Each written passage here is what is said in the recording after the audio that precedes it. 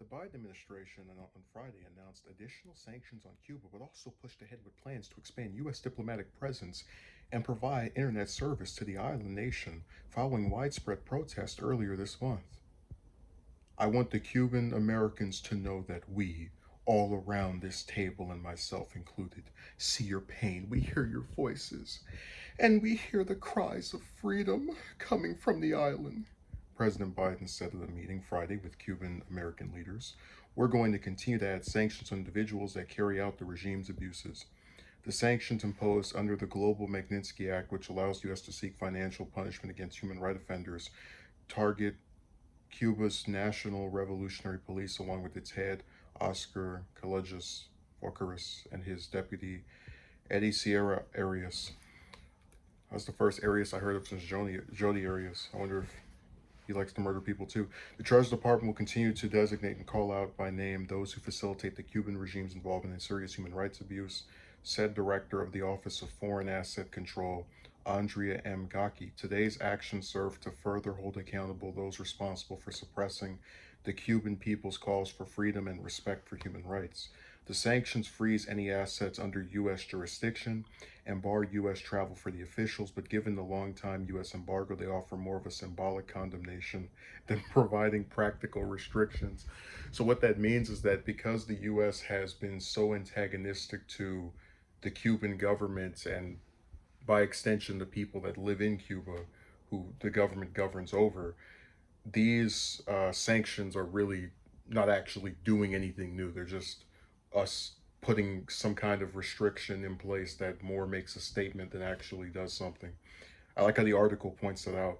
They follow similar sanctions imposed on Alvaro Lopez Mier, Cuba's Minister of the Revolutionary Army Forces, as well as special forces unit known as the Black Wasps. Part of it is to layer on sanctions, a senior administration official said of Biden's response to protests, but the other one is to make sure that we are keeping these individuals in the spotlight, not just on the international community, but that the Cuban people know that the United States is supporting them and is trying to defend them.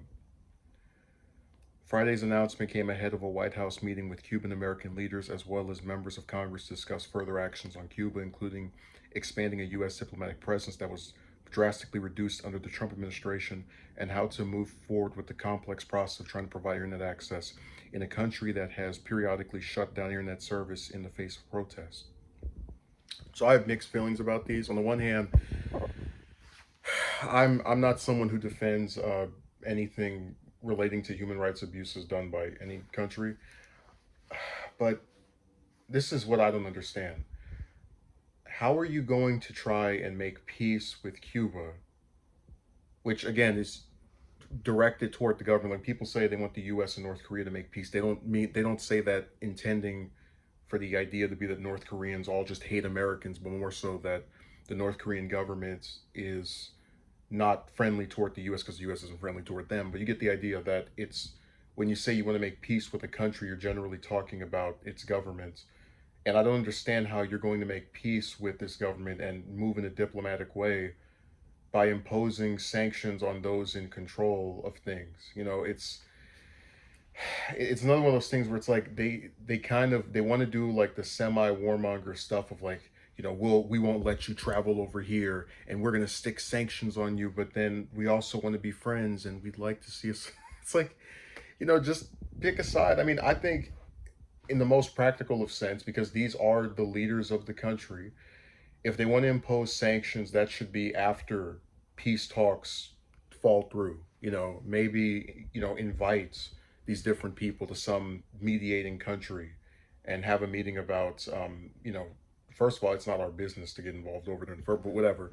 Um, have some kind of meeting about things, gather with some protesters.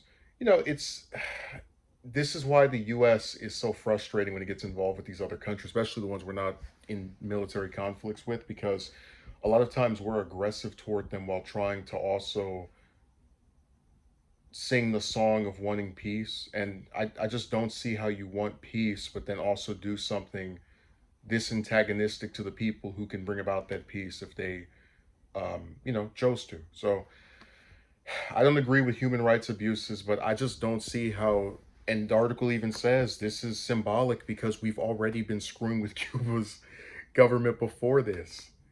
So I hope that the people and the protesters, which might be an oxymoron, it's the same thing, but the protesters get what they want, and that these human rights abuses cease.